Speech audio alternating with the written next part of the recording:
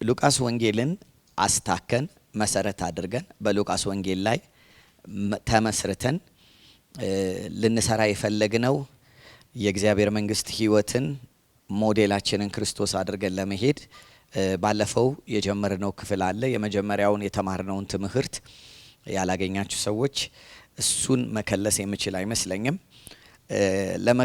ለመግባቢያ እንዲሆነን የተወሰኑ ነገሮችን መጽሐፍ ቅዱስ ላይ ወስደን እንድናይ እፈልጋለሁ። አንደኛ ፈጠን ብለን እንድናወጣ የምፈልገው አንደኛ ቆሮንቶስ መጽሐፍ ምዕራፍ 5 ላይ አንድ ጊዜ እንሄድና ሁላችንም የምሰጣቸውን ጥቅሶች ያዟቸው። ከዛ በኋላ እንድታጠኗቸው ይሁን። አንደኛ ቆሮንቶስ መጽሐፍ ምዕራፍ 15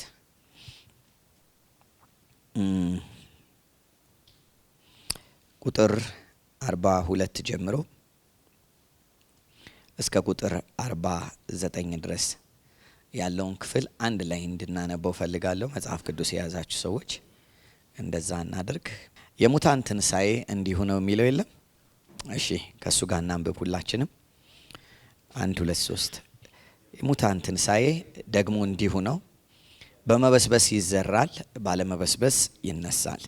በውርደት ይዘራል፣ በክብር ይነሳል። በድካም ይዘራል፣ በኃይል ይነሳል። ፍጥረታዊ አካል ይዘራል፣ መንፈሳዊ አካል ይነሳል።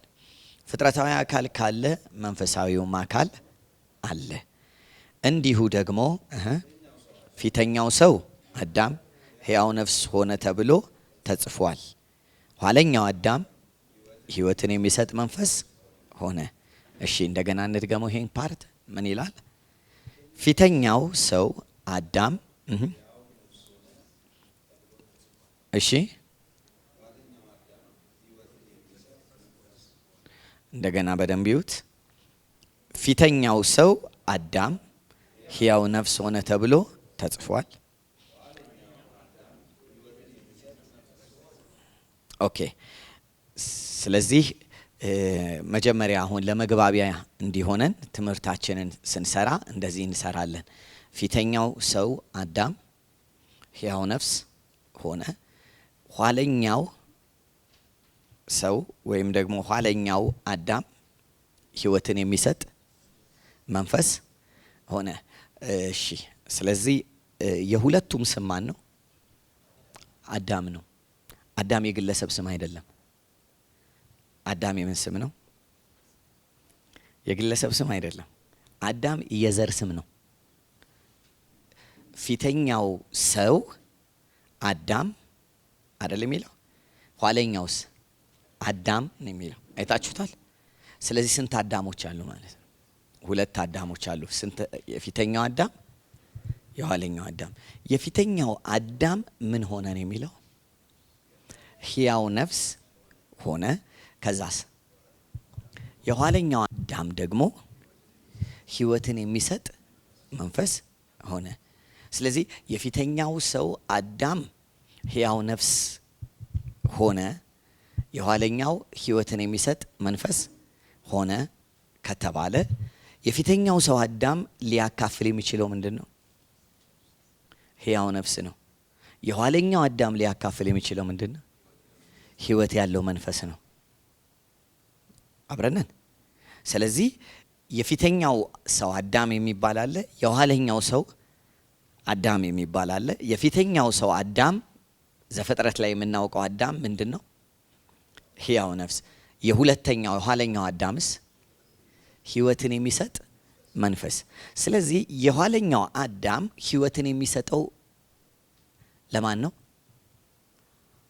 መንፈስ። ሕያው መንፈስ ነው መፍጠር የሚችለው። ሕያው መንፈስ ነው መፍጠር። ስለዚህ ማንም በኋለኛው አዳም ከሆነ ምንድን ነው መልሱን? ማን? ሕያው መንፈስ ነው።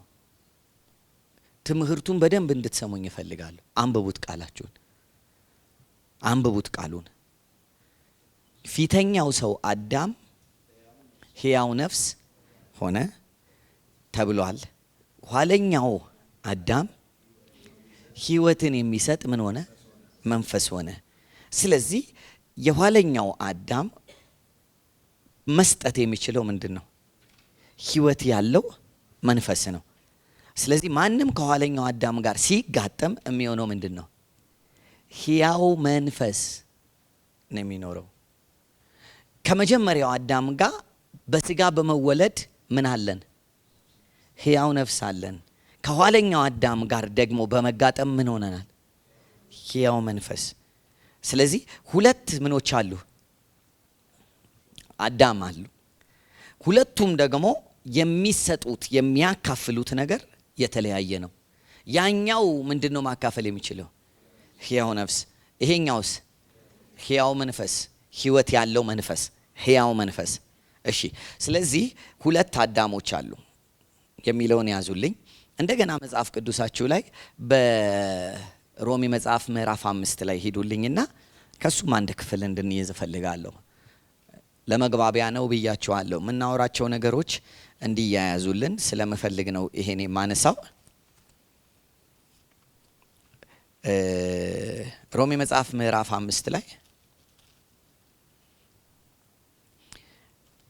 ቁጥር 12 ምን ይላል? ደርሰናል። 1 2 3 ስለዚህ ምክንያት ኃጢአት በአንድ ሰው ወደ ዓለም ምን አለ? በአንድ ሰው። ማን ነው ያ ሰው? የፊተኛው። እንዲህ ነው የምንለው ንግግራችን። አሁን አዳም አይደለም። ሁለቱንም ምን ብሏቸዋል መጽሐፍ? የሚለያቸው ምኑ ነው? ፊተኛውና። ስለዚህ የፊተኛው አዳም፣ በፊተኛው አዳም ምክንያት ምን ገባ? ኃጢአት ወደ የት ገባ? ወደ ዓለም ገባ። በኃጢአትም ሞት እንዲሁ አይደል? ሁሉ ኃጢአትን ስላደረጉ ሞት ለሰው ሁሉ ምን አለ ይላል? ደረሰ። ኦኬ። ስለዚህ የፊተኛው አዳም ለሰው ሁሉ ምንድን ነው ያደረሰው? ሞትን፣ ኃጢአትን። ስለዚህ የፊተኛው አዳም ለሰው ሁሉ ምን አድርሷል? ሞት አድርሷል። እርግጠኛ ነን? ይኸውላችሁ የፊተኛው አዳም ለሰው ሁሉ ሞት አድርሷል የሚለውን ነገር የተቀበልንበት እርግጠኝነት አይገርምም?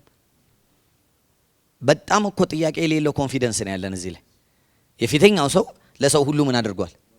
ሞትን። እና በጣም በእርግጠኝነት ነው የምንቀበለው። የኋለኛው ሰውስ ግን እሱ ላይ ጥያቄ አለን። የኋለኛው አዳም ደግሞ ለሰው ሁሉ ምን አድርሷል? ህይወትን። የኋለኛው ለሰው ሁሉ ምንድን ነው ያደረሰው? ህይወትን። አሁን ግን ይኸውላችሁ የፊተኛው አዳም ለሰው ሁሉ ሞትን አደረሰ የሚለውን የተቀበልንበት አቀባበል እና የኋለኛው ሰው ለሰው ሁሉ ህይወትን አደረሰ የሚለው የተቀበልንበት አቀባበል በጣም ይለያያል። የፊተኛው ሰው ያደረሰብንን ሞት በጣም በእርግጠኝነት ተቀብለነዋል። ባይ ዲፎልት ባያስተምረንም ማንም ባይሰብከን ምን ብለነዋል? ተቀብለነዋል። አሁን ወደ ህይወታችን መቀበል ያለብን የኋለኛውን ሰው ህይወት ነው። እሺ፣ ቀጥለን አሁንም እዚህ ጋር የፊተኛው ሰውና የምን ሰው አለ? የኋለኛው ሰው አይደል አለ? እሺ፣ ቁጥር 15 ነው። ነገር ግን ስጦታው እንደምኑ? ስጦታው ማን ነው? ተመልከቱ። ስጦታው እንደ በደሉ እንደዚያው በአንድ ሰው በደል ብዙዎች ምን ብለዋል? ሞተዋል። ከዛስ? ነገር ግን የእግዚአብሔር ጸጋ በአንድ ሰው በኢየሱስ ክርስቶስ ጸጋ የሆነው ስጦታ ከዛ ይልቅ ለብዙዎች፣ ያውም ደግሞ ጳውሎስ ሲነግረን ይልቅ ብሏል። ከማ ይልቅ? በአዳም ከመጣው ይልቅ በክርስቶስ የመጣው ይበልጣል። አብረን እሺ። ስለዚህ በአዳም ከደረሰብን ይልቅ በክርስቶስ ኢየሱስ የደረሰን ነገር ይበልጣል። አብረን አሁን አመለካከት ነው እንድንማር የምፈልገው። የፊተኛውን አዳም አግዝፈን የኋለኛውን አዳም አቀጭጨን የምንሄድበት ክርስትና መስተካከል አለበት። የፊተኛው ሰው ካመጣብን የትኛውም ነገር የኋለኛው ሰው ያመጣልን ነገር ይበልጣል። ስለዚህ ይሄንን ነገር በኮንፊደንስ ውስጣችን ልናስቀምጥ ይገባል። ስንት አይነት ሰው አለ? ማን? እሺ፣ እንደገና ደግሞ የፊተኛው አዳም ሞት አምጥቷል፣ የኋለኛው አዳም ህይወት አምጥቷል። ከፊተኛው አዳም ጥፋት ይልቅ የኋለኛው አዳም በረከት ይበልጣል። እንዲህ ያስቀምጦታል አይደል? እሺ፣ ስለዚህ ስንት አዳሞች አሉ? ሁለት አዳሞች አሉ። ተመልከቱ፣ አሁን ሁለት አዳም አለ። እሺ፣ አሁን በዚህ ውስጥ ሆነን ነው ሉቃስ ወንጌልን እንድናጠናው የምፈልገው። ስንት አዳሞች አሉ? ሁለት አዳሞች አሉ። ኦኬ፣ የፊተኛው አዳም የት ነው የተፈጠረው? ነው ከምድር አፈር ኤደን ገነት አኖረው ነው የሚለው አይደል እንዴ? እንዲኖር የገባበት ቦታ ነው እንጂ የተፈጠረው የት እንደሆነ አይናገርም። የተበጀውን ነገር ነው አይደል? ከምድር አፈር አበጀ ይላል እንጂ የቱ ጋር እንደሆነ የተሰራው አይናገርም አይደል? ግን ወዴት አስገባው? ወደ ኤደን ገነት። እሺ፣ ስለዚህ የፊተኛውን ሰው እግዚአብሔር ሰርቶ ሕያው ነፍስ አደረገውና ወዴት አስገባው? ወደ ኤደን ገነት አስገባው። ከዛ ጊዜ ጀምሮ የፊተኛው ሰው በምድር ላይ የሚኖርበት ሊጋል ኦቶሪቲ ወይም ደግሞ ህጋዊ መብት ኖሮት በምድር ይኖራል። እግዚአብሔር ራሱ ለምድር መብት እንዲኖረው አድርጎ ነው የፈጠረው። ከምድር አፈር ምን አለው? አበጀው። ስለዚህ በምድር እንዲኖር ለምድር ባለመብት አድርጎ አስቀመጠው። ያስቀመጠውን ስፍራ ነው ኤደን ገነት ያልነው አይደል? ኦኬ። የመጀመሪያው ሰው እንዲህ ነው የተቀመጠው አይደል? የሁለተኛው ሰው አዳም ያዙት። አሁን እንድንሰራ ፈልጋለሁ ብያቸዋለሁ። ቴዎሎጂን የማሰራችሁ ማለት ቴዎሎጂ ስላችሁ ትምህርት ቤት ሳይሆን የእምነታችንን መሰረት ነው የምንሰራው። የመጀመሪያውን ሰው ከምድር አፈር አበጀው እግዚአብሔር። በየት አስገባው? በኤደን ገነት አስገባው። ኦኬ። ያው በኤደን ገነት ከገባ በኋላ ከኤደን ገነት የወጣበትን ነገር ከዚህ በፊት ብዙ ስለተሰበክን እናውቀዋለን። እሺ፣ የኋለኛው አዳም አሁን ተመልከቱ። የኋለኛውን አዳም ልዩ የሚያደርገው ነገር የፊተኛው አዳም ከምድር አፈር የተሰራ ሕያው ነፍስ ነው አይደለ? ጳውሎስ ግን አንደኛ ቆሮንቶስ ላይ እንዲህ ብሎናል። የኋለኛው አዳም ግን ከየት ነው ይላል? ከሰማይ ነው አይደለ? ሰማያዊ ነው። የፊተኛው ሰው ከመሬት ነው፣ መሬታዊ ነው አይደለ ያለው። ስለዚህ ከሰማይ የሆነ ነው። ልዩነት አላቸው ማለት ነው። በአዳምነታቸው ልዩነት የላቸውም። በኦሪጂን አወጣጣቸው ላይ ግን ልዩነት አላቸው አይደል? ስለዚህ ምን እንላለን? መጽሐፍ ቅዱስ ቃል ምን ሆነ ነው የምንለው? ስጋ ሆነ። እሺ፣ ስለዚህ የኋለኛው ሰውም ሲመጣ የመጣበት አመጣጥ ወደ ምድር ሲገባ የገባበት አገባብ አለ። የመጀመሪያው ሰው ወደ ምድር ሲገባ የገባው ከየት አካል ተሰርቶለት ነው? ከምድር አፈር። እሺ፣ ህይወቱን የተቀበለው እስከ የት ነው? ከእግዚአብሔር። ተመልከቱ፣ እግዚአብሔር እፍ ሲልበት ከየት መጣ? ከምድር አፈር ተገኝቶ ከእግዚአብሔር እስትንፋስ አይደል የመጣው?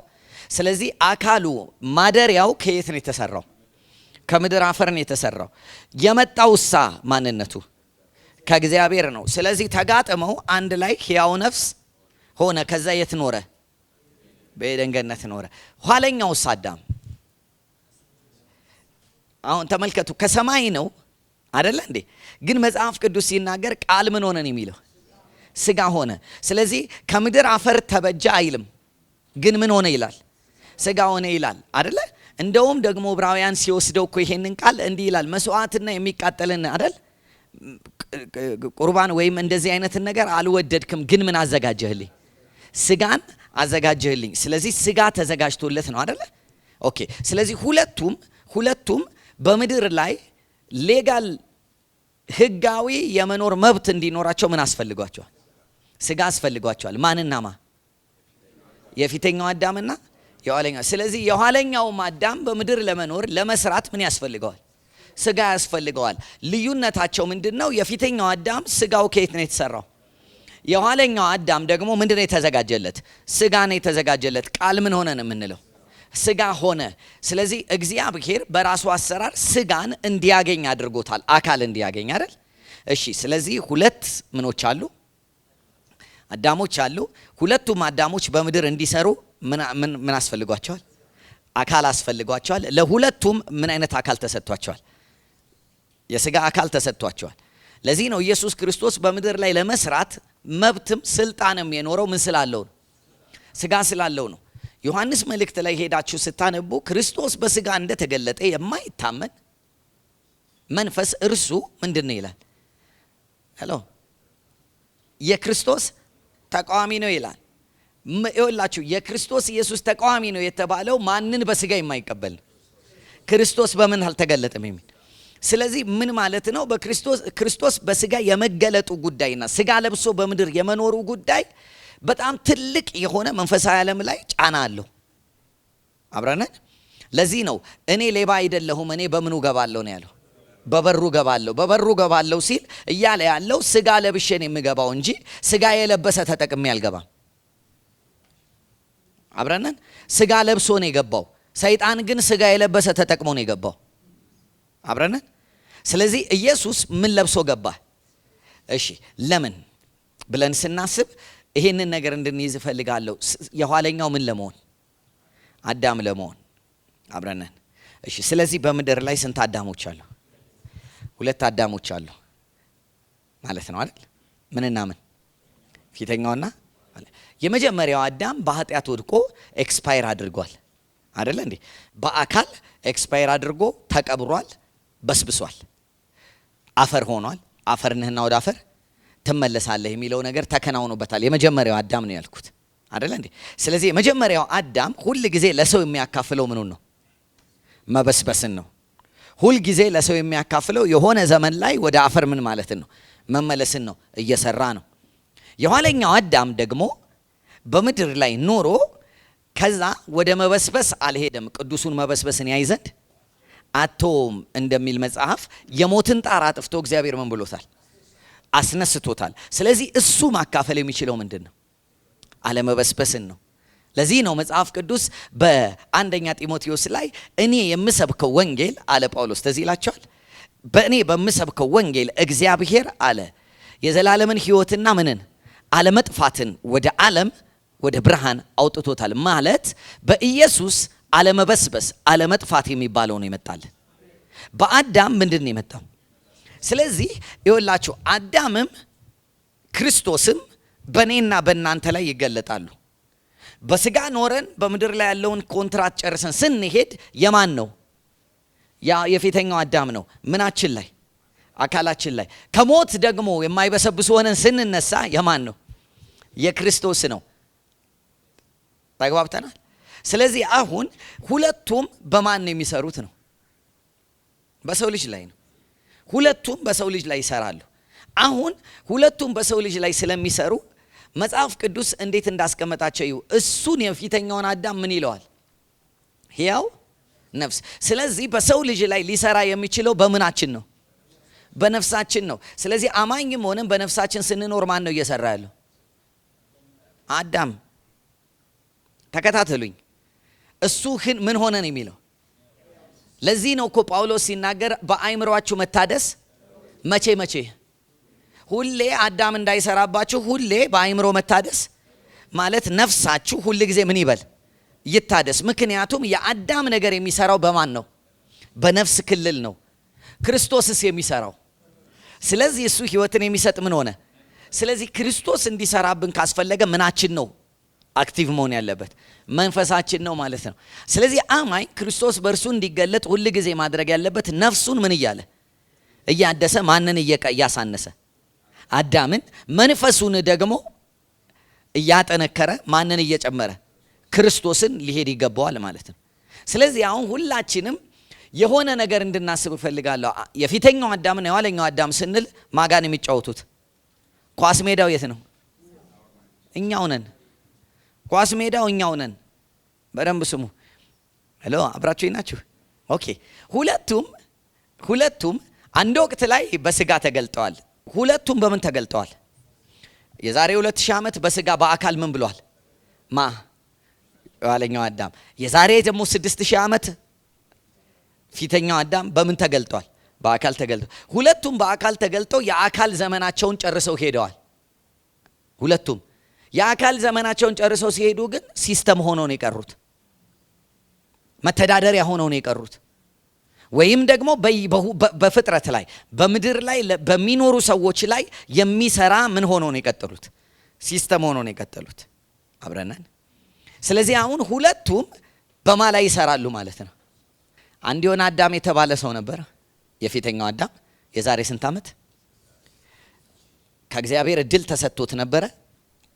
ይሄ አዳሚክ ሬስ የምንለውን ወይም ደግሞ ማንካይንድ የምንለውን እንዲጀመር እድል ተሰጥቶት ነበረ። በተበላሸ መልክ እንዲቀጥል መረጠ። ስለዚህ ልክ ከምርጫው በኋላ በአንዱ አዳም በኩል ምን ሆነ ይላል? ኃጢአት ወደ ሰው፣ ሞትም ወደ ሰው አይደለም ይላል። ስለዚህ አስተላለፈ፣ ሲስተም ሆነ። በአንዱ በአዳም። ስለዚህ አሁን በእያንዳንዱ ስጋ ለባሽ ላይ ሁሉ ማን አለ ማለት ነው? አዳም አለ። አዳም ኦፕሬት ግን የሚያደርገው በምንድን ነው? በነፍስ ነው። እሱ ምን ሆነ ስለሚል ሕያው ነፍስ ሆነ ስለሚል። እንደገና ደግሞ የዛሬ 2000 ዓመት ከፊተኛው አዳም ከ4000 ዓመት በኋላ ማመጣ ኋለኛው አዳም። ኋለኛው አዳም ሲመጣ ደግሞ በእርሱ ደግሞ መታዘዝ የእግዚአብሔር የጸጋ ስጦታና አይደል የጽድቅ ስጦታ ከፊተኛው ይልቅ ምን አለ ይላል በዛ ሕይወት ሁሉ መጣ ይልና እሱ ደግሞ የሚሰራው በምንድን ነው? ሕይወትን የሚሰጥ። ስለዚህ ክርስቶስ ከሰራ የሚሰራው በሰው ምንድን ነው? መንፈስ ነው። አዳም ከሰራ የሚሰራው በሰው ማን ነው? ነፍስ ነው። የሰውም መንፈስ የሰውም ነፍስ ያለው የት ነው? አካል ውስጥ። ገብቷችኋል? ስለዚህ የማናችንም አካል ምን አለው? መንፈስ፣ ነፍስ አለው። ነፍሳችንን ካላደስን ማን ይሰራበታል? አዳም የተባለው የፊተኛው አዳም ሲስተም ይሰራበታል። አብረን እሺ። ለዚህ ነው እኮ መጽሐፍ ቅዱስ ይሄ በጣም ክሊር ሆኖ ስለተቀመጠ ይመስለኛል የአዲስ ኪዳን መልእክትን ስትሰሙ የሚገባችሁ ነገር አለ። ለምሳሌ ጳውሎስ እንደዚህ ይላል፣ ክርስቶስ ኢየሱስ በእናንተ እንደሚኖር ከእርሱ ጋር ከሞታችሁ ከተነሳችሁ፣ አብራችሁ ከተቀበራችሁ፣ አብራችሁ ከተነሳችሁ፣ እንደገና አብራችሁ በቀኙ ከተቀመጣችሁ፣ በላይ ያለውን ደግሞ ማሸት የምታዩ ከሆነ ይልና ወዲያው እንደዚህ ይላል፣ በብልቶቻችሁ የሚኖረውን በምናችሁ የሚኖረውን ይል። አይገርምም? አካል የሚያኖረው ፓርት አለ። የኃጢአትን ምኞት መጎምጀትን አይደለም ይላል። እንደዚህ ቁጣን፣ ንዴትን፣ መዳራትን፣ እርኩሰትን፣ ዝሙትን ምን በሉ ይላል። ምን ማለት ነው? በአካል ውስጥ በነፍስ በኩል የሚሰራ ምን አለ? የአዳም ሲስተም አለ። አማኝ ስለሆነን እንዲህ ተብሎ የማይታለፍ አማኝ ውስጥ ሁሉ ምን አለ? እነዚህ ነገሮች አሉ።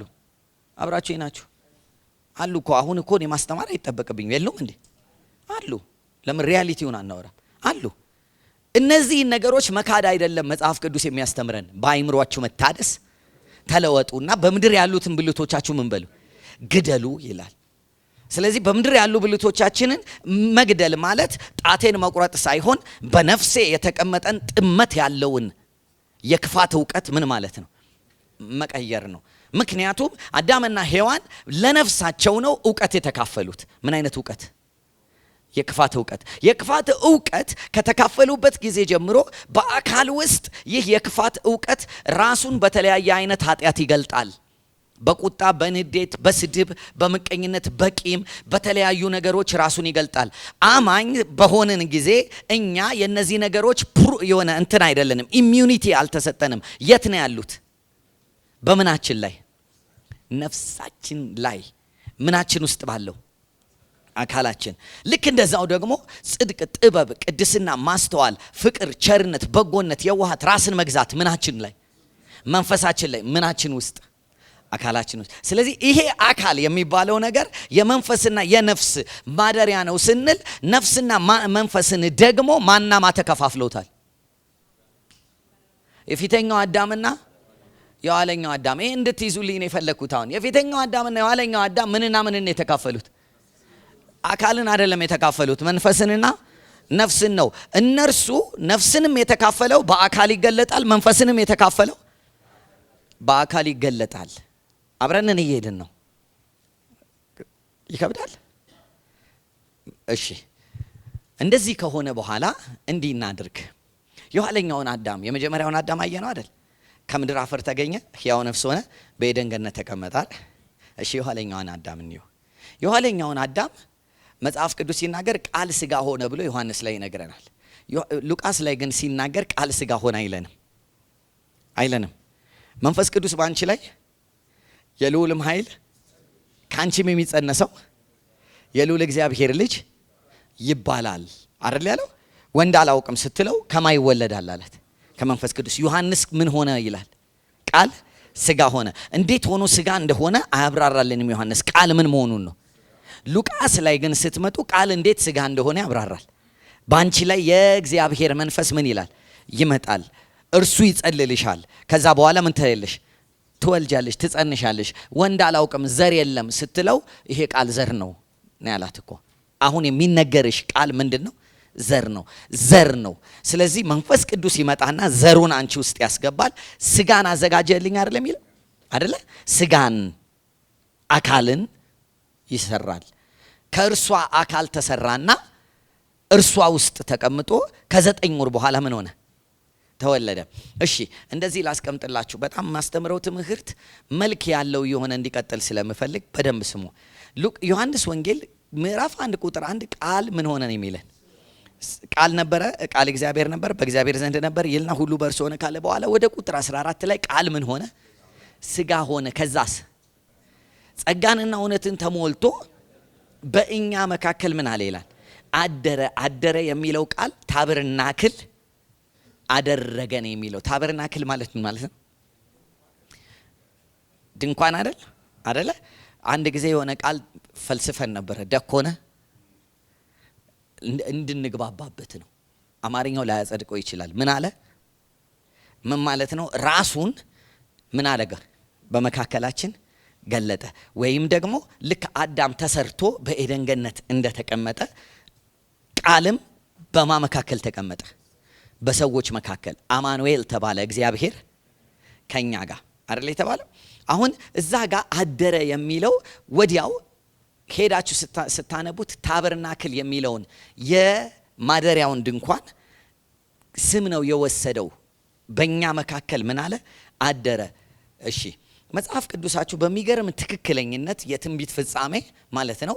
ሙሴ ከግብፅ ከወጡ በኋላ የማደሪያ ድንኳን ይሰራልኝ ብሎ እግዚአብሔር ዘጸአት 25 ላይ ካዘዘው በኋላ ከግብፅ በወጡ በሁለተኛው ወር ነው ይሄን ትእዛዝ እግዚአብሔር የሰጠው። ከዛ መጽሐፍ እንደዚህ ይላል፣ በ9ኛው ወር ጨረሰው ነው የሚለው። ምኑን? ሰው ስንት ጊዜ ነው የሚረገዘው? 9 ወር። እግዚአብሔር የሚያደርገውን ነገር ሁሉ በትክክል ነው የሚያደርገው። ስለዚህ ኢቭን ማደሪያው ድንኳን ለመሰራትና ለመጨረስ ስንት ጊዜ ነው የፈጀው? 9 ወር። ሰው እስኪወለድ ስንት ጊዜ ነው? ስለዚህ እግዚአብሔር የሚያድርበት ድንኳን ያኔ 9 ወር የፈጀበት ምክንያት እግዚአብሔር ማሳየት የሚፈልገው ወደፊት ማድርበት መቅደስ ይመጣል። ልክ በ9ኛው ወር ማርያም ምን አለችው? ወለደችው አይደለ እንዴ? የማን ማደሪያ? የእግዚአብሔር ማደሪያ ድንኳን እግዚአብሔር የሚያድርበት። ይሄኛው ግን ምንድነው ስሙ አለን? ዋለኛው።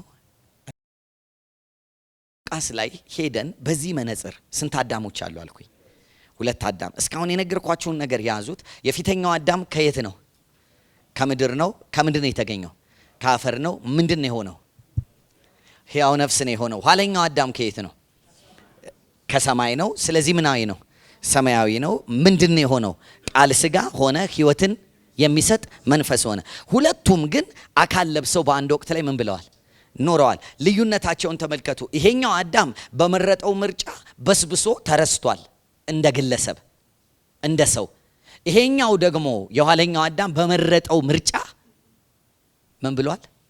በስብሷል አይደለም፣ አለመበስበስን ይዟል። ወደፊትም መሞት የማይችል አካል ይዟል። ስለዚህ በዚህኛው አዳም ብቻ ሆነው የሚጨርሱ ምንድን ነው የሚሆኑት? በስብሰው ነው የሚቀሩት። በዚህኛውስ አዳም ሆነው የሚጨርሱ ወደ አለመበስበስ ይገባሉ። ከኔ ጋር ናችሁ? ለዚህ ነው እኮ መጽሐፍ ቅዱስ ክርስቶስ ኢየሱስን ለዚህኛው ዘመን ብቻ ተስፋ አድርገነው ከሆነ ከሰው ሁሉ ምኖች ነን? ምስኪኖች ነን። ግን ኢየሱስ ክርስቶስ እኮ ከዚህኛው ህይወት ያልፋል። ያለመበስበስ የሚባልም ነገር አለው። ስለዚህ ይሄኛውን ያህል ከሰራን አሁን ሉቃስ ወንጌል ላይ ሂዱና ከኔ ጋር በሉቃስ መሰረት ስለሆነ የምንሄደው የልዑል ኃይል ይጸልልሻል፣ ስለዚህ ከአንቺ የሚወለደው ቅዱሱ የእግዚአብሔር ልጅ ይባላል አይደል የሚለው። ይቅርታ ሉቃስ ወንጌል ምዕራፍ 1 ላይ ከዚህ በፊት ብያቸዋል። ታላቅ ይሆናል፣ የልዑል ልጅ ይባላል፣ ጌታ አምላክ የአባቱን የዳዊትን ዙፋን ይሰጠዋል፣ ለመንግስቱ ፍጻሜ አይኖረውም፣ ለዘላለም በአባቱ በዳዊት ዙፋን ላይ ይነግሳል ይልና ይሄ የሚወለደው ልጅ የእግዚአብሔር ቅዱሱ አይደል የሚለው። ቅዱስ የሚለው ቃል ማለት ምን ማለት ነው? ዩኒክ፣ የተለየ ይባላል ይልና እንደዛ ከነገራት በኋላ የተወለደው ባለፈው ሳስተምር ትዝ ካላችሁ የተወለደው ወይም ደግሞ በማርያም ተወለደ ተብሎ ሕፃን የተባለው ምንድን ነው ብለን ስንነጋገር ንጉስ ነው አላልንም አደለ? ኦኬ ያኛው እሺ፣ እንዲህ ያደረግን ነው አሁን የምንሄደው። የፊተኛው አዳም እንደተፈጠረ በኤደን ገነት ሲቀመጥ ምንድን ነው? ንጉስ ነው። ከኔ ጋር ናችሁ? ንጉስ ነው። ንግስናውን እኮ ያቃለለ ምን ንጉስ ነው እኮ በምድር ላይ ምን በል የተባለው። ስለዚህ ንግስናውን ባያቃልል ኖሮ ሁሉ ሰው ምንድን ነበር? ገዢ ነበረ። ገዢነትን አቃሎ እኮ ነው ባሪያ የሆነው። ይሄኛው ግን ኋለኛው አዳምስ ንጉስ ነው። ታዲያ መጽሐፍ ሲናገር ይሄኛው ገዢነትን አያቃልልም፣ ንግስናውን አያቃልልም። በመታዘዝ በአባቱ ቀኝ ለንግስና የታጨ ነው። አብረን ስለዚህ ዛሬ ይሄንን ቴዎሎጂ ይዛችሁልኝ ውጡ ያልኩት ለዚህ ነው። የፊተኛው አዳምና የኋለኛው አዳም ነው የአዲስ ኪዳን ቴዎሎጂ። የአዲስ ኪዳን ሰዎች መረዳታቸው ይሄ ሁለቱ ነገር ነው። ስለዚህ አሁን ተወለደ ያላት የሚነግረው ይወለዳል የሚላት ማንን ነው? ገብርኤል። ሄሎ አሁን ይወላችሁ ከዚህ እንድንወጣ ስለምፈልግ ነው። ብዙዎቻችን የሆነ የገና ትርጉም ነው ያለን። ይሄንን ቃል ስናነበው የገና ትርጉም ነው ማለት ቤቢ ጂሰስ ብለው ነው ያሳዩን። በጣም ነውር ነው። ኢየሱስ ላይ የተሰራ ነውር ነው ማለት የሚወለደው ሕፃን ሆኖ ነው። ግን ምንድን ነው? ንጉስ ነው። ገብርኤል ራሱ ሲነግር ሕፃን ይወለዳል ብሏት እኮ በሕፃን አልዘጋውም። ምንድን ነው? ንጉስ ነው። የአባቱን የዳዊትን መንግስት ዙፋን ምን ይላል? ይጨብጣል። ከዛ በኋላ መንግስቱም መጨረሻ የለውም ከተባለ ይሄ ሰው ብቻ አይደለም። ሄሎ አብረናል። ሰው ብቻ አይደለም። ሰው ከሆነ መንግስቱ ምን አለው? እሱ ግን መንግስቱ ምን የለውም እየተባለ። ስለዚህ አሁን የሚመጣው ይሄ የኋለኛው አዳምን እንደዚህ አድርገን እንያዘው። አሁን ሉቃስን ስናነብ የሆነ ሃይማኖታዊ ንባብ አንብበን እንደ ሕፃን ልጅ እየሳል ነው አንሄድ። የተወለደው ምንድን ነው? ንጉስ ነው። እሺ ከዛ በኋላ ቀጠል ብለን እንድንሄድ የምፈልገው የሚቀጥለው ምዕራፍ 2 ላይ ሂዱ። ሉቃስ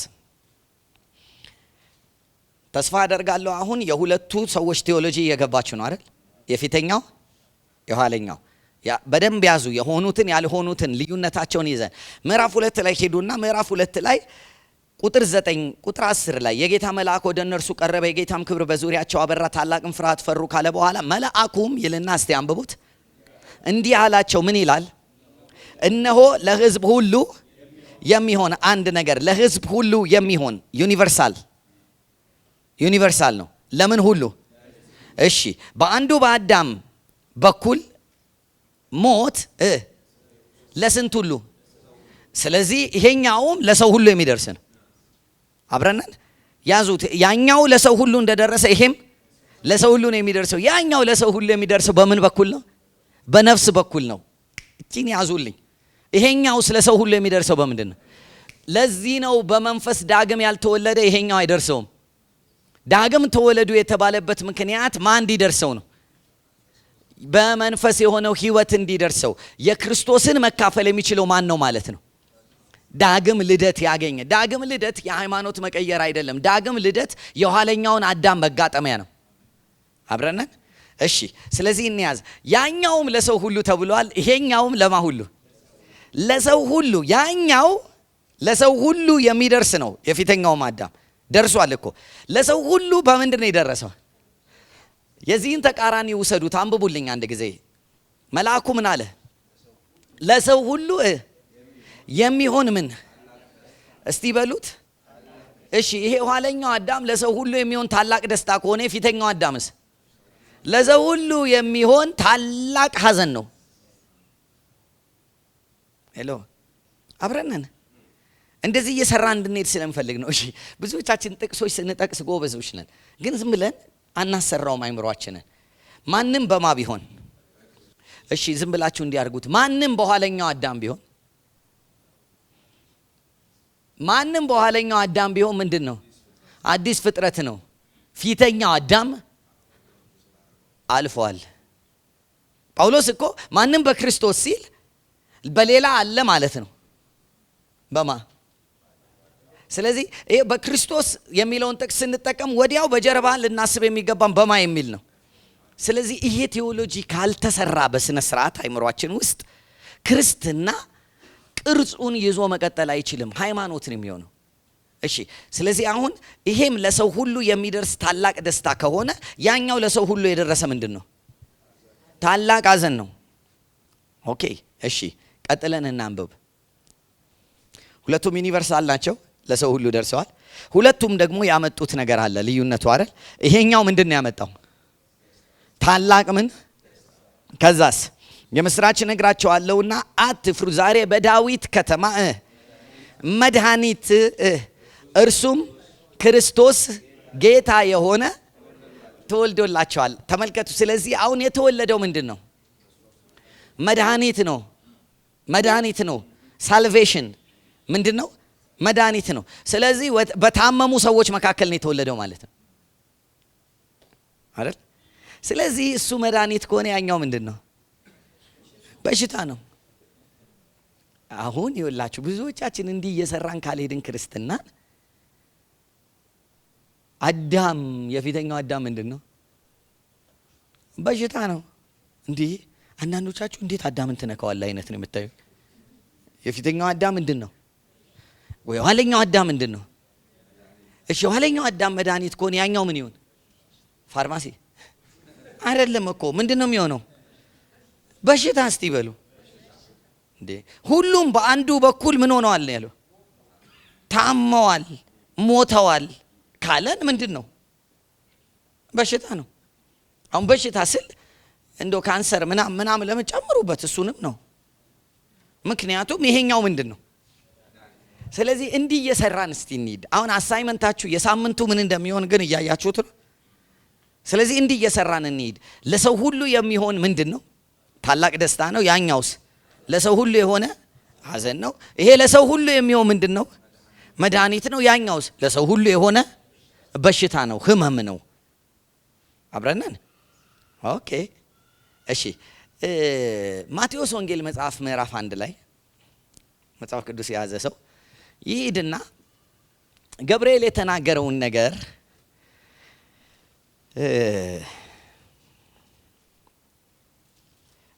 አብሬያችሁ ላውጣው። ምዕራፍ 1 ላይ እንደዚህ የሚል ሐሳብ ታገኛላችሁ። ወደ ቁጥር 20 አካባቢ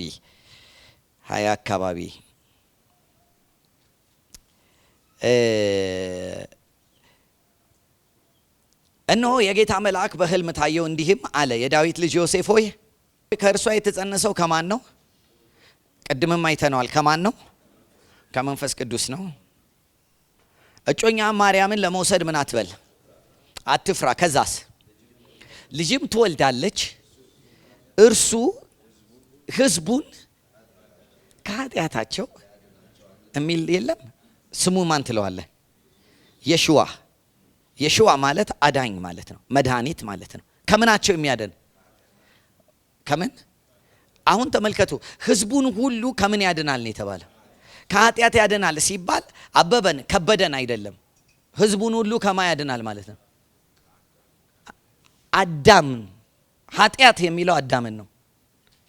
ሄሎ አብራችሁ ናችሁ? አሁን አንዳንዶቻችሁ ስለዚህ አዳም የፊተኛው አዳም ምንድን ነው? ኃጢአት ያስተላለፈብን ነው። እንደ ግለሰብ እኮ ብያችኋለሁ፣ ኖሮ በ900 ዓመቱ ምን ብሏል? ሞቷል። እንደ ሲስተም ግን ኃጢአት ሆኗል። አግኝተናል። ኢየሱስ እንደ ግለሰብ ኖሮ ሄዷል። ስንት ዓመት ኖሮ? 333 አረ ኢየሱስ ስንት ዓመት ኖሮ? 30። ከዛ በኋላ ከ33 ዓመት በኋላ ምን ብሏል? ከሙታን ተነስቶ ወደ አባቱ ሄዷል። ግን ሲስተም ሆኖ ክርስቶስ ሆኖ ቀጥሏል አይደል እንዴ? ስለዚህ ኢየሱስ ኖሮ 33 ዓመት ከዛ በኋላ በማይበሰብስ አካል አባቱ ጋር እንደሄደ አዳምም ኖሮ 900 ዓመት ምን ብሏል? ወደ መበስበስ ገብቷል። ግን ቀጥሏል። ምኑ የሚካፈለው በነፍስ የሚተላለፈው ነገር። ክርስቶስም ቀጥሏል ወደ አባቱ ከሄደ በኋላ በምን የሚተላለፈው? በመንፈስ። ስለዚህ ልክ አዳም በነፍስ በኩል ሲተላለፍ ሁሉ ምን ሰርተዋል? ስለዚህ ሁሉ ምን ተካፍለዋል? ኃጢአትን። ስለዚህ አዳም ምን አካፈለን? በክርስቶስ ደግሞ ምን ተካፈልን? ጽድቅን። አብራችሁ ናችሁ? ለዚህ ነው ይላችሁ ይሄን ትምህርት አንዴ ኃጢአተኛ፣ አንዴ ጻድቅ፣ አንዴ በሽተኛ፣ አንዴ ጤነኛ፣ አንዴ የተረገመ፣ አንዴ የተባረከ መሆን አልችልም። አብረን ከኔ ጋር ናችሁ?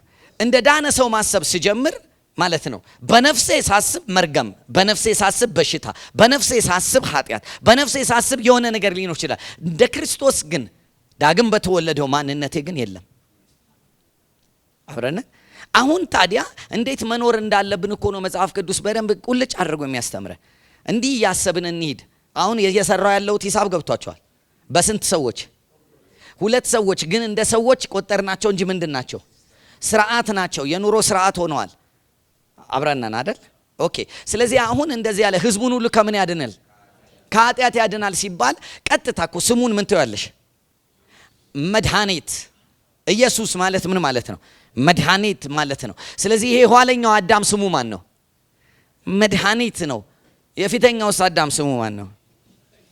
በሽታ ነው። ስቲል ሳስተምር ራሱ ሰው ይሸማቀቃል ለማለት እኮ ይገርማል እኮ እንዴ። የአዳም ጠበቃ የቀጠረው ህዝብ ብዛት እኮ ታውቃላችሁ። የአዳም እኮ ጠበቃዎች 7.4 ቢሊዮን ህዝብ።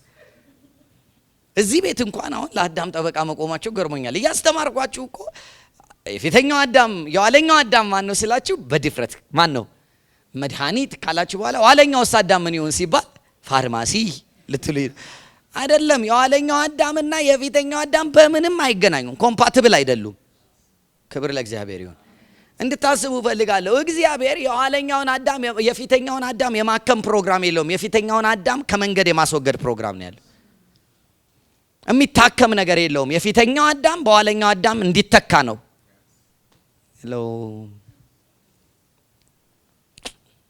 አታክሙት።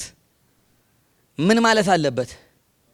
መተካት አለበት። አይምሮአችን ውስጥ መተካት አሁኑኑ መጀመር አለበት። አሜን። ስለዚህ የፊተኛው አዳም የኋለኛው አዳምን እንጀምር። መድኃኒት ከተባለ የፊተኛው አዳም ምንድን? ስለዚህ ህዝቡን ሁሉ ከማያድናቸዋል? ከአዳም ከፊተኛው አዳም ምን ይላቸዋል? ያድናቸዋል። እስቲ ከፊተኛው አዳም ድኛለሁ በሉ። ደሞ ምድናለሁ። አያችሁ፣ ከፊተኛው አዳም እንዴት ነው የሚዳነው ሲባል ከመንፈስ በመወለድ ነው። ከዛ እንዴት ነው እየተዳነ የሚቀጠለው ሲባል በአይምሮ መታደስ በመቀየር ነው። አብረነን። ምክንያቱም አዳም ሞቶ እልቅ ብሎ እንዲወገድ ካስፈለገ ነፍሳችን ምን መሆን አለባት? በአይምሮአችን መታደስ ምን መሆን አለባት? መቀየር አለባት። አሎ አብረነን። እሺ። ስለዚህ ህዝቡን ሁሉ ከምናቸው ያድናቸዋል? ከኃጢአት ከማ ማለት ነው? ከአዳም። ታውቃላችሁ ሮሜ መጽሐፍ ምዕራፍ 5 ከቁጥር 12 እስከ ቁጥር 20 ምናምን ድረስ ያለውን ክፍል ሄዳችሁ ብታነቡ በፊተኛው አዳምና በኋለኛው አዳም ስር ያሉ ዝርዝሮች አሉ። ከዚህ በፊት አስተምሬያለሁ። ታስታውሱት እንደሆነ እንድታወጧቸው ፈልጋለሁ ቤታችሁ ሄዳችሁ። የፊተኛው አዳም ያካፈለን ዝርዝሮችና የኋለኛው አዳም ያካፈለን ዝርዝሮች የት ነው የሚገኙት? ሮሜ ምዕራፍ 5 ከ12 ጀምሮ እስከ መጨረሻው ቁጥር ሄዳችሁ ስትመለከቱ በሁለቱ ዋና አዳሞች ስር ያሉ ነገሮች አሉ። አሁን ጥያቄው በየትኛው አዳም ስር ነን ነው። ሁለቱም የአዳም አዳሞች ወይም ሁለቱም ስርዓቶች በሰው ምን ይፈልጋሉ አልኩኝ? አካሉ የጋራቸው ነው።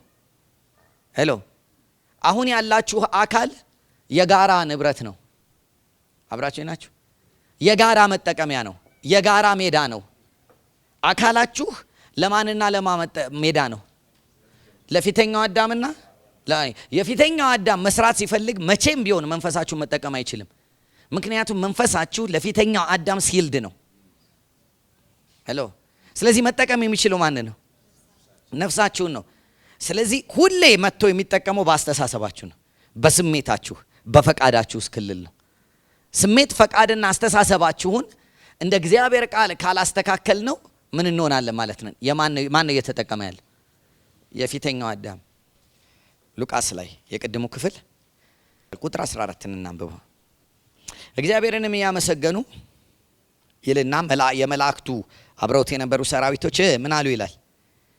ክብር ለእግዚአብሔር በአርያም ይሁን፣ ሰላምም በምድር ለሰው በጎ ፈቃድ አሉ ይላል። በማ የተነሳ? በኋለኛው አዳም። በኋለኛው አዳም ምንድን ነው የሚለው? ክብር በየት ለማ? ስለዚህ በፊተኛው አዳም እንዲህ ያላችሁ እንድትሰሩት ነው የምፈልገው። አሁን የፊተኛው አዳም ላይ ክብር ለእግዚአብሔር አልገባም፣ እውቅና ለእግዚአብሔር አልገባም።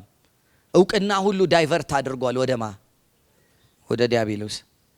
ዩሲ ይሄ ብዙ ጊዜ ስናስበው ታውቃላችሁ አይደለ? ቸርች ውስጥ ሁሉ ይሄ አዳምን የዘፍጥረቱን አዳም በጣም በቆንጆ ስለሳሉብን ኢቭን ኃጢአት ራሱ ከሱ በኋላ ያሉ ሰዎች ላይ የሚቆጠር ነው ይመስለን። እሱን የሚነካው አይመስልንም። ታውቃላችሁ ብዙዎቻችን የመጀመሪያው አዳም ላይ እኮ የሆነ ገሃነብ ምናምን ሲባል ከዛ በኋላ ከነቃየን የጀመረ ነው ይመስለን። አይምሮአችን ላይ እኮ የተሰራ ስራ ማለት ይሄ የፊተኛው ሰውዬ ክብርን ከእግዚአብሔር ወስዶ ለማን የሰጠው? ሄሎ እንዴ ለዲያብሎስ እኮ ነው የሰጠው። እንዴ በጣም እኮ የሆነ እኮ ቀላል እኮ ኮንቨርሴሽን አይደለም የተደረገው እዛ ኤደን ገነት ጋር ከእባቡ ጋር። እንዴ እባቡ እኮ ኤደን ገነት ላይ የሆነውን ነገር ሳይደብቅ ነግሮናል እኮ ሉቃስ 4 ላይ። ሉቃስ 4 ላይ የኋለኛው አዳም ጋር መጥቶ ብትሰግድልኝ አላለው? ሰግደውለታል ማለት እኮ ነው እነዛ። ሄሎ እንዴ አውርተው እኮ አይደለም የወጡት፣ ወርሺፕ ነው ያደረጉት። ከኔ ጋር ናችሁ? ለዚህ ነው ብዙ ቴዎሎጂ ትምህርት ቤት የምትማሩ ሁሉ እንዲህ አይነት ትምህርት አትማሩ። እመኑኝ፣ ፓስተር ፒተር ጋር ያለ ቴዎሎጂ አትማሩ። በደንብ ስሙኝ። አዳም ሰይጣንን ወርሺፕ አድርጎታል። ምክንያቱም ሰይጣን መጥቶ ኋለኛውን አዳም የጠየቀው ምንድን ነው? ወርሺፕ አድርገኝ ነው ያለው። ወርሺፕ ካረከኝ ምን እልሃለሁ? ስለዚህ የፊተኛው አዳም ምን ብሏል ማለት ነው? ወርሺፕ አድርጓል። ምክንያቱም የኋለኛው አዳም የማ ተቃራኒ ነው? የፊተኛው አዳም። ስለዚህ ላይን የሚያምር ምናምን በላ ሲል እኮ የሆነ በላ አይደለም። ሂ ወርሺፕድ ወርሺፕ ነው ያደረገው ማንን? ዲያብሎስን። ስለዚህ አሁን እዚህ ጋር ሲመጡ እንደዚህ ያሉ የመላእክትን ዓለም ያውቃሉ። መላእክቶች የተሰራውን ኤደን ገነት ላይ ተደርጎ የነበረውን እኮ መንፈሳዊ ዓለም ያውቁታል። ስለዚህ እንዲህ አሉ፣ ክብር ለማ አሁን የመጣው ኋለኛው አዳም ግን ክብር ለእግዚአብሔር ያስገባል። ሄሎ እንደዚህ ነው እንድታነቡ የሚገባው። ወንጌልን ስታነቡ በሃይማኖት መነጽር አታንብቡት። ኦኬ ከዛ በኋላ ሲቀጥል ለሰው ልጆች ደግሞ ምን በምድር ለሰው ሁሉ ምን ሰላም አይደለም የሚለው? ሰላምና በጎ ፈቃድ አይታችኋል። በጎ ፈቃድ የሚለው ፕሮስፔሪቲ ነው። ኦሪጂናል የግሪክ ቃሉ ምንድነው? ፕሮስፔሪቲ፣ ብልጽግና፣ ሁለንተናዊ መከናወን። ኦኬ ስለዚህ እንዲህ አሉ፣ በዚህ በሁለተኛው አዳም በመጣው ኋለኛው አዳም ለሰው ሁሉ በምድር ምን ይሆናል? ሰላም ይሆናል። ለሰው ሁሉ ደግሞ ምን ይሆናል? ሁለንተናዊ ብልጽግና ይሆናል። ሄሎ አብረነን። ስለዚህ ኋለኛው አዳም ምን አምጥቷል ማለት ነው? ክብር ለእግዚአብሔር አስገብቷል። ሰላምንና ሁለንተናዊ ብልጽግና ለምን? ለሰው። ስለዚህ የፊተኛውስ አዳም ሁለንተናዊ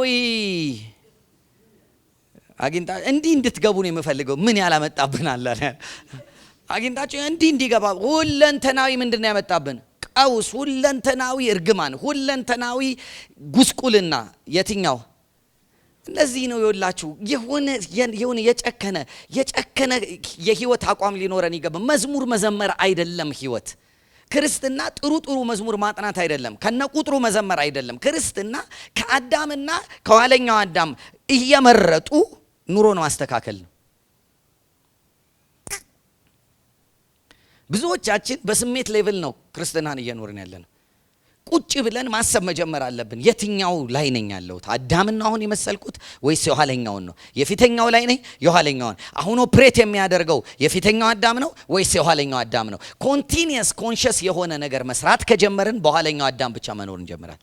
በመንፈስ መመላለስ ማለት የኋለኛውን አዳም ኑሮ መኖር ማለት ነው። አብረነን ኦኬ። ስለዚህ ጠዋት በእኔም በአንተም አካል ሁለቱም መጥተው ይደራደራሉ። አይገርምም? ሁለቱም መጥተው ይደራደራሉ። ከዚህ ስትወጡ ታክሲ ውስጥ ስትገቡ ሁለቱም በአካላችን ይደራደራሉ። ሄሎ። ስለዚህ በየትኛውም ሰዓት ማንና ማን ናቸው እኛ ጋር እየተደራደሩ ያሉት? ሜዳው ይገባኛል ሃፍ ታይም።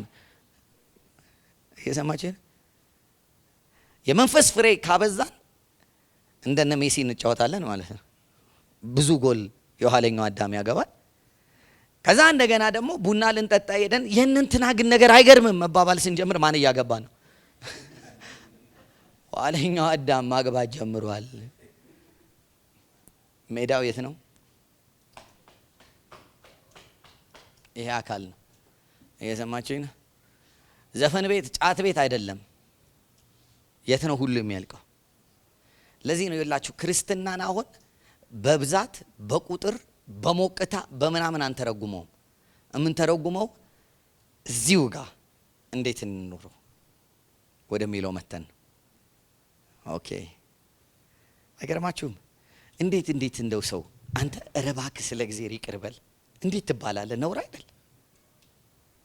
እንዴት አማኝ እባክሽ ይቅር በይ ይባላል? ምን እያላችሁ እንደሆነ ታውቃላችሁ? ስለ ይቅርታ የተለመናችሁ ቀን ማለት ነው። ማን ነው እየሰራባችሁ ያለው? የኋለኛው አዳም፣ የፊተኛው አዳም ይቅርታ። የፊተኛው አዳም ደግሞ ሲሰራ ብያቸዋለሁ ከማጋ የተጋጠመ ነው። ክብር ለማ ያስገባ ነው? ለዲያብሎስ ያስገባ ነው። ያለው ሁሉ የማን ነው? የዲያብሎስ ነው። አይ በጣም ነው የሚደንቀኝ እኮ። ኖ ጌታ ሲያሳስበኝ መጥቼ ይቅርታ ጠይቃታለሁ። አረ ነውር ነው። ይቅርታ የማደርገው ልቤ ሲፈቅድልኝ ነው። የትኛው ልብህ? እዚህ የኋለኛው አዳም እና የፊተኛው አዳም ነገር ሲገባን ኤክስኪውዝ አይኖረንም። ጨዋታ አይደለም፣ ለነገ የሚታደር ጉዳይ አይደለም ማለት ነው። እንደዛ ማየት ስትጀምሩት ይገርማችኋል። ኢየሱስ ክርስቶስን ዲያብሎስ ፈተነው የሚለውን ክፍል ስንመለከት ዝም ብሎ ፈተነው አይደለም፣ እንገለብጠዋለን። የፊተኛው አዳም እያለን የምናየው የፊተኛው አዳም የምግብ ጉዳይ አስጨንቆታል። የፊተኛው አዳም ክብርን ለማስገብቷል፣ ለዲያብሎስ አስገብቷል። የፊተኛው አዳም የስልጣን ጉዳይ አጓግቶታል። የኋለኛው አዳም እያለን የምንመለከተው ማለት ነው። አሳይመንት ቅድም ሰጥቻችኋለሁ። የትኛው ጋር? ሮሜ 5 አይደለ? ስለዚህ በደንብ ዘርዝራችሁ እንድታጠኑ ትፈልጋለሁ። ኦኬ ስንት አዳሞች አሉን? 2 ምንና ማ ይባላሉ? የኋለኛው አዳም። የፊተኛው አዳም ምንድን ነው? የኋለኛውስ አዳም ሕይወትን የሚሰጥ መንፈስ። የፊተኛው አዳም ከማን የሚሰራው በምን በኩል ነው? በነፍስ። የኋለኛውስ አዳም በመንፈስ በኩል ነው። ሁለቱም ደግሞ ሜዳቸው ማን ነው? የሰው አካል አብረናን አይደለ? ስለዚህ የፊተኛው አዳም ከማ ጋር ነው የተጋጠመው? ከዲያብሎስ ጋር። ያመለከው ማንን ነው? ዲያብሎስን ነው። ዓለም ላይ ያመጣው ምንድን ነው? ታላቅ ሐዘን አይደለ እንዴ? የኋለኛውስ አዳም ታላቅ ደስታ። የኋለኛው አዳም ማን ነው? መድኃኒት ነው። የፊተኛውስ አዳም ህመም በሽታ ነው። የኋለኛው አዳም የማይበሰብስ ነው። የፊተኛውስ አዳም በስባሽ ነው። እነዚህ ነገሮች እንዲህ እያየን መሄድ አለብን። እሺ አሁን ማንም በማ ቢሆን በኋለኛው አዳም ቢሆን ወይም በክርስቶስ ቢሆን አይደል የሚለው እርሱ ምንድን ነው? አዲስ ፍጥረት ነው ማለት አዲስ ስፔሽስ ነው። አዲስ የተገኘ ነው። አዲስ ግኝት ነው። ከማ የወረደ? ከሁለተኛው። አሜን። ስለዚህ አሮጌው ምን ብሏል? ወይም ደግሞ አሮጌው እንዲሸነፍ እንዲወገድ ተብሏል። ሁሉም አዲስ እንዲሆን ተብሏል። ኦኬ። ስለዚህ አሁን ኑሯችን እዚህ ጋር ነው የሚቀጥለው ማለት ነው። እዚህ ጋር ሮሜ መጽሐፍን ኔክስት ታይም ከዚህ ጋር እያይዘን እንመለከተዋለን ስንገናኝ ማለት ነው። ምንድነው የምናደርገው? እንግዲህ በክርስቶስ ከሆናችሁ አይደል ያለው፣ ከሞታችሁ አብራችሁ ከተቀበራችሁ ደግሞ ከተነሳችሁ በምድር ያሉትን መምኖች ብልቶቻችሁ ምን በሉ? ግደሉ እያለ ያለው ነፍሳችሁ ውስጥ የተጠራቀመውን አካላችሁን ለአመጽ የሚያዘውን ነገር ምን በሉት? ግደሉት ማለት ነው። ከዛ ደግሞ ብልቶቻችሁን ለማስጡት የምን ዕቃ አድርጋችሁ? የጽድቅ ዕቃ ጦር አድርጋችሁ ምን በሉ? አቅርቡ። ምን ማለት ነው? አካላችሁን ለመንፈስ። ሄሎ እንዲህ ማለት አይደለም። ይኸው ጌታ ሆይ አለ ሆይ ማለት አይደለም። ማቅረብ ማለት ለምናችሁ? ለመንፈሳዊው ማንነታችሁ፣ ለመንፈሳችሁ አካላችሁን ስጡት። ሄሎ አንዳንድ ሰዎች ተነስተው ታውቃላችሁ፣ እጅ ወደ ላይ ያነሱና ይኸው ጌታ ሆይ እንካ አይፈልግም። እሱ ለማን ነው የምትሰጡት? ለመንፈሳችሁ ነው የምትሰጡት። ለጌታ ሰጣችሁት የሚባለው በመንፈስ መኖር ስትጀምሩ ነው። መንፈሳችሁ ማሰብ ሲጀምር፣ መንፈሳችሁ ማዘዝ ሲጀምር፣ መንፈሳችሁ መነጋገር ሲጀምር አካላችሁ ለማሆን ነው። ኢሚዲየት ለኋለኛው አዳም ሆነ የደጠፈው ሸለቆ ምንም የሌለበት ስንቱ ጠጥቶ ትረካ